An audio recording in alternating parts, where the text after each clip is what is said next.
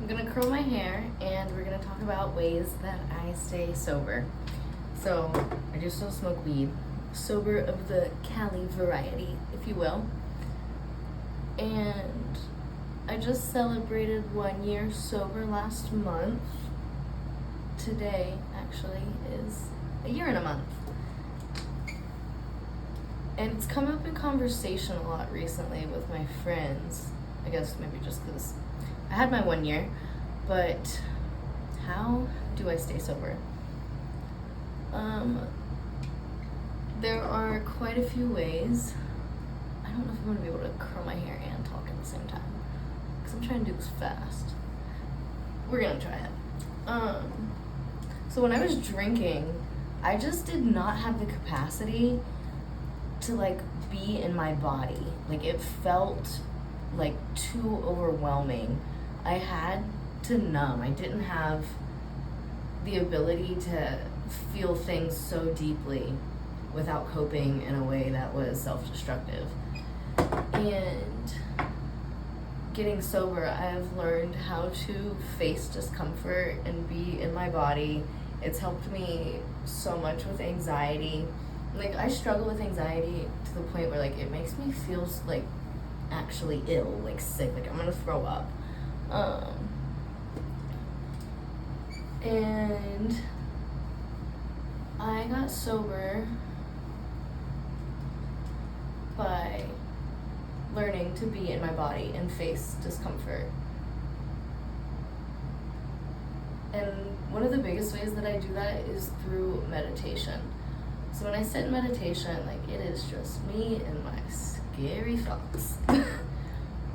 But it teaches you how to tap into a place of stillness and peace and quiet. At first, it's really hard. And I was meditating before I got sober, but my practice deepened so much more once I quit drinking and doing drugs. I specifically follow the Self-Realization Fellowship program. They have a self-study practice. They send you little booklets in the mail and you're supposed to read through them, and then you're supposed to read through them twice. But I would read through it once, underline things, and then go back through it again, take notes on my underlining stuff, and then you integrate all of the teachings that they give you into your meditation practice. And it gives you a pretty, I'm gonna say scientific way, because the results are exactly what they've been telling me.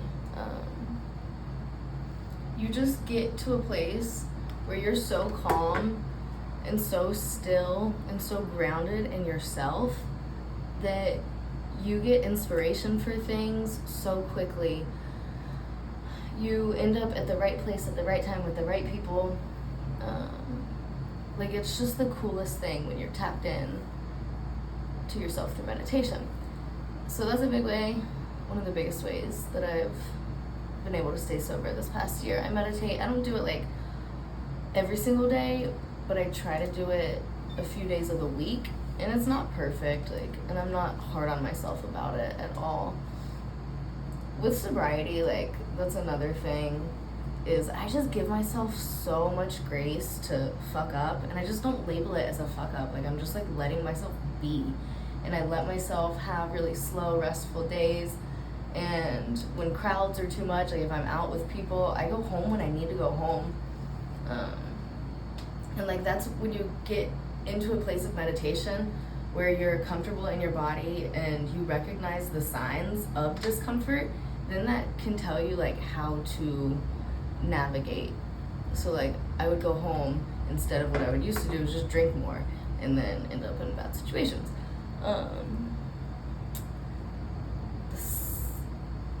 What am I on? 3. The third thing, cold plunging. I have become hooked on cold plunging. It puts you into this state where your body pretty much goes into shock and it wants to immediately get out, and so you're forced to deal with the great amount of discomfort that cold plunging brings. And I go to a place here in San Diego. They just opened a studio yesterday, actually. I went to the opening. Shout out Soul Plunge. If you are around La Jolla, definitely go check them out. No one paid me to say that, I just adore them.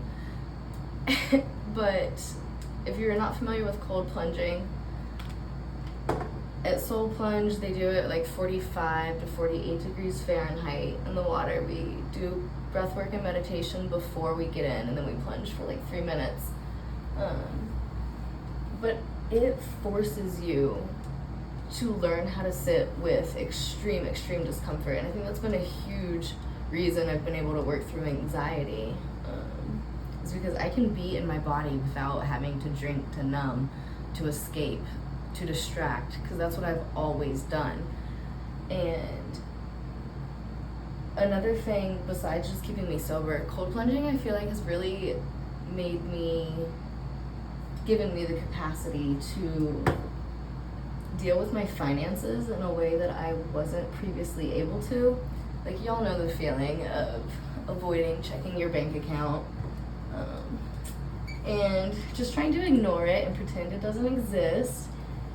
Again, that's like, I love to escape things, I love to avoid, I love to distract myself. Like, that's what I love, to get fucked up. And cold plunging, being able to sit with discomfort in my body has allowed me to be able to like start to get more accustomed to dealing with my finances in a healthy way. And I check my bank account all the time now. I'm very proud of myself with that. What is something else? Yeah, cold plunging is just so freaking amazing. And like, I take cold baths and cold showers at home sometimes, but it's not at all the same. It's not intense enough. After a cold plunge, I feel like just absolutely high on life for like 3 hours after. Like, it's so insane. I have so much energy. I'm so chatty, like way more talkative than my normal self. And like, it just feels so good to be in my body. And learning to feel safe in my body is the only way I've been able to stay sober. Safety is what the nervous system needs, because when you're not safe, then you're in a state of fight or flight. I want this to go. And that's like me. I was in the flight mode all the time. I was running, avoiding. When you feel yourself getting like really defensive and angry, that's the fight mode.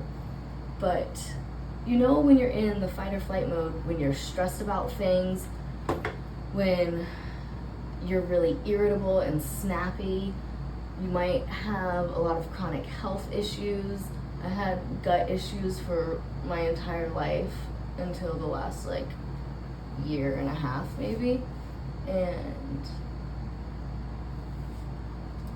regulating your nervous system, like, you have to do that for your body. It has to know how to feel safe, because when you feel safe, then that's when you're available to open up to creativity, to connection, to like your self-confidence, to, like, when I say connection, I mean connection with other people, with yourself, and with something bigger than you, whatever you believe in that regard. Something else. Okay. What else have I done to stay sober? I have to center fun in my life. I have to act like a big kid. I like calling it like frolicking. I just go and do whatever I want. I'll go to the beach by myself. I'll take myself out to lunch. I'll go to art galleries by myself. I will just drive around and walk through a part of town and see where I end up. Nature is amazing. Trying to stay sober.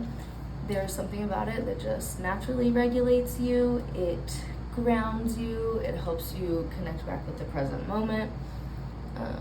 So you're not thinking about all of your issues. You really get in the here and now, like just enjoying the experience of living.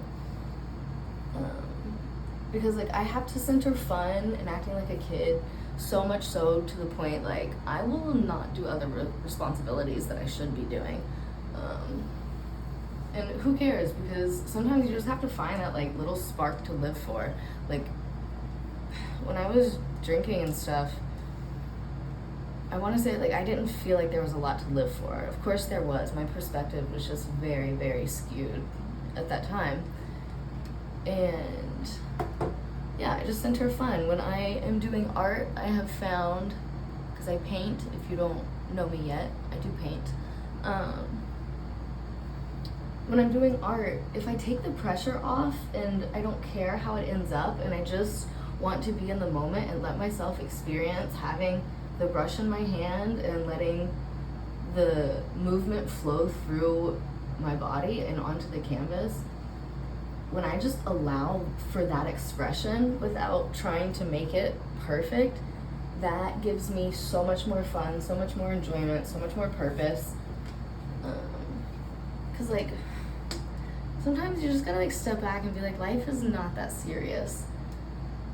And I know that's a very privileged thing to say, but when you're in a space where you really need to just first take care of yourself before you can take care of other people around you, your loved ones, your community, you gotta get yourself right first, and then you can use that to ripple out to the people around you.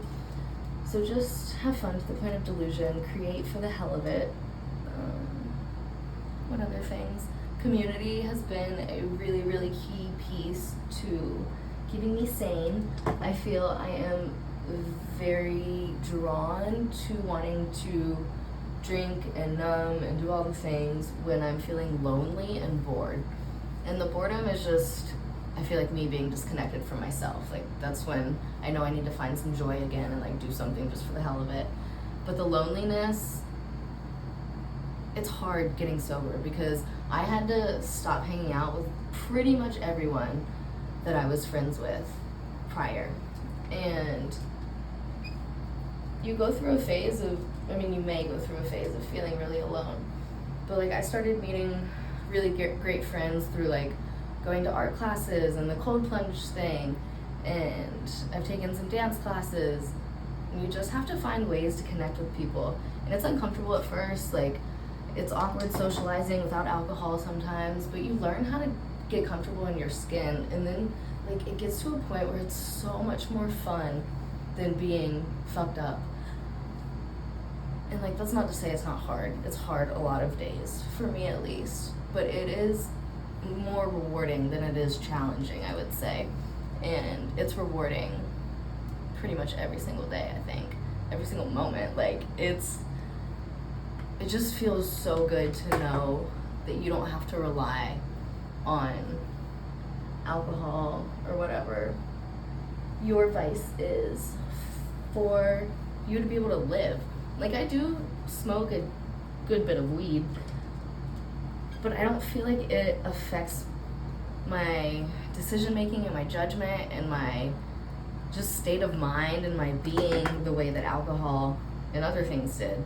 And I think there's a balance with weed too. Like, sometimes I go through phases where I smoke a lot, and then sometimes I go through phases where I don't smoke that much. And it's just intuitive, and like, there's no right or wrong way to do sobriety. And fuck whoever says otherwise. Like, I absolutely consider myself sober because I'm sober from alcohol and cocaine. Like, that's a big deal. So I'm checking the back of my hair. Let's see, what do it look like? Okay. I'm gonna brush these out once they set a little bit. It's kind of warm. I like the hair. Okay, I think I'm about to wrap it up, but yeah, community. So, little recap of the things that have helped me. Meditation. I can't remember the other thing I said before cold plunging. Something about maybe the way I was talking to myself. I don't know. Cold plunging, creativity, centering fun, and community. I hope those help. I respect everyone's decisions to go about life the way they want to, whether that's with or without substances. I'm just sharing what has been impactful in my life because I did seriously have to reevaluate my relationship with alcohol and things. So if that's something that's on your mind, I would encourage you to consider how it can impact you and change your life, and go for it if you're feeling curious.